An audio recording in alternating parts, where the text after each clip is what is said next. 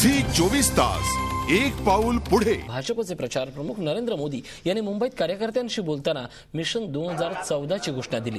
Core कमिटीच्या बैठकीत नेत्यांना मार्गदर्शन करताना त्यांनी जनतेमध्ये जाण्याचं आवाहन केलंय।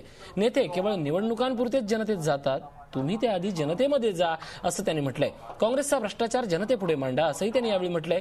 भाजपचे सुशासन जनतेपुढे मांडण्याचं आवाहनही त्यांनी यावेळी केलं। या बैठकीला गोपीनाथ मुंडे, प्रदेशाध्यक्ष देवेंद्र फडणवीस आदी नेते उपस्थित होते।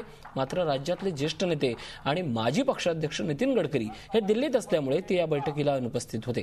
राज्यात पक्षाला 30 जागा मिळवून देण्याचं उद्दिष्ट ठेवणार असल्याचं ज्येष्ठ नेते गोपीनाथ मुंडे यांनी म्हटलंय।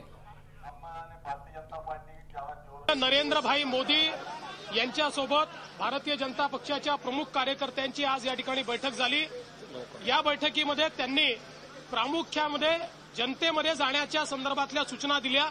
निवडणुकीत सगळेच जातात, पण निवडणुकीच्या आधी जनतेमध्ये जा, सर्व जाती धर्मांमध्ये जाऊन त्या ठिकाणी भारतीय जनता पक्षाला पोचवा, काँग्रेसचा भ्रष्टाचार हा लोकांसमोर मांडा आणि त्यासोबत गुड गव्हर्नन्स कशा प्रकारे भारतीय जनता पक्षाची राज्य करतायत हे देखील लोकांसमोर आणा, अशा प्रकारच्या अनेक गोष्टी त्यांनी सांगितल्या।